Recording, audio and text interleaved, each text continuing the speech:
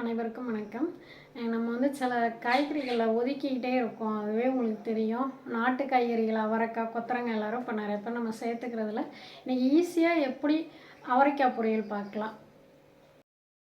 எண்ணெய் சூடாகிடுச்சு, கடுகு போட்டுக்கலாம். இப்போ எல்லாம் நம்ம கருப்பு அளவாக பயன்படுத்துறது கிடையாது. அதெல்லாம் இந்த பொரியல் செய்யும்போது கருப்பு கொஞ்சம் அதிகமாகவே சேர்த்துக்கலாம். இந்த டைப் நல்லா டேஸ்ட்டாக இருக்கும் கருப்பு சேர்க்கும் போது.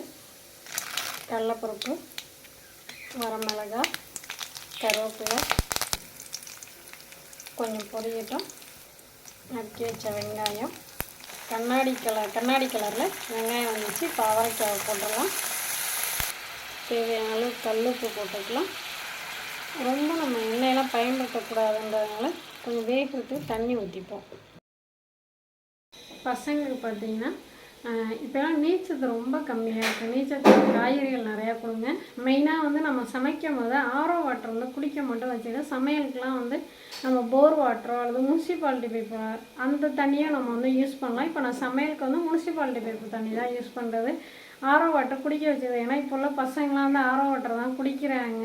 அப்படியே பழகி போயிடுச்சு அவங்களுக்கு. அதெல்லாம் ஆரோ வாட்டரில் பார்த்திங்கன்னா அந்த சத்து நிறைய கம்மியாயிரும். நம்ம உங்களுக்கே தெரியும், இந்த கால்சியம் தண்ணியில் இயற்கையாகவே உள்ள தனிம சத்துக்கள் ரொம்ப கம்மியாக தான் வரும். ஏன்னா உப்பு தண்ணி நம்ம அதிகமாக எடுத்துக்கக்கூடாதுன்றதுனால தான் நம்ம ஆரோ வாட்டர் பயன்படுத்துகிறோம்.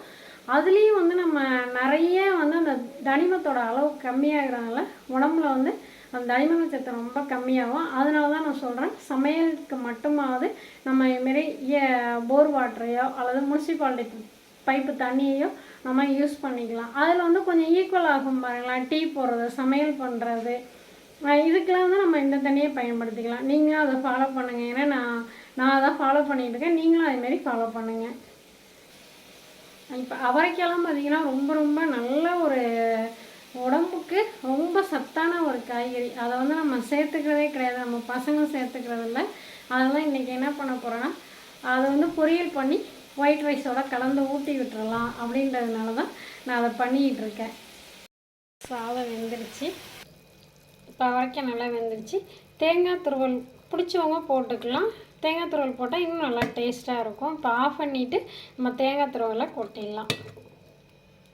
அவரைக்காய் பொரியல் ரெடி ஆயிடுச்சு. அவரைக்காய் பொரியல் பண்ணி சாப்பாடு ரெடி ஆயிடுச்சு. என்னென்ன காம்பினேஷன் பார்க்கலாமா? அவரைக்காய் பொரியல் நம்ம பொரியலாக நம்ம சைட் டிஷ்ஷாக நம்ம தொட்டுக்கலாம். ஆனால் குழந்தைங்களுக்கு நம்ம சைட் டிஷ்ஷாக ஊட்டும் போது அவங்க எடுத்துக்க மாட்டேங்கிறாங்க. அதுக்காக தான் இதுமாரி பொரியல் பசைஞ்சி கொடுத்துட்டு உளுந்து துவையல் எப்படி செய்யுதுன்னு சொல்லிட்டு வீடியோ போட்டிருக்கேன். அதையும் நீங்கள் பாருங்கள். மாங்காய், ஏன்னா அவரைக்காய் சப்புன்னு இருக்குமா, அதனால் கொஞ்சம் யோசிப்பாங்க. அதனால தான் உளுந்து துவையலும் உடம்புக்கு நல்லது. மழைக்காலம் வேறு, அதுக்காக நான் துவையலாக அரைச்சேன். இது மாங்காய். உங்களுக்கே தெரியும், இந்த சாப்பாடு மாங்காய் கண்டிப்பாக நல்லா இறங்குன்னு சொல்லிட்டு நீங்களும் ட்ரை பண்ணுங்கள். ஓகே, இந்த வீடியோ பிடிச்சிருந்தால் லைக் பண்ணுங்கள், ஷேர் பண்ணுங்கள், சப்ஸ்கிரைப் பண்ணுங்கள், கமெண்ட் கண்டிப்பாக சொல்லுங்கள். ஸ்கிப் பண்ணாமல் கண்டிப்பாக வீடியோ ஃபுல்லும் பாருங்கள். நான் என்னென்ன சேர்த்துருக்கேன் அப்படின்றது அப்போ தான் தெரியும்.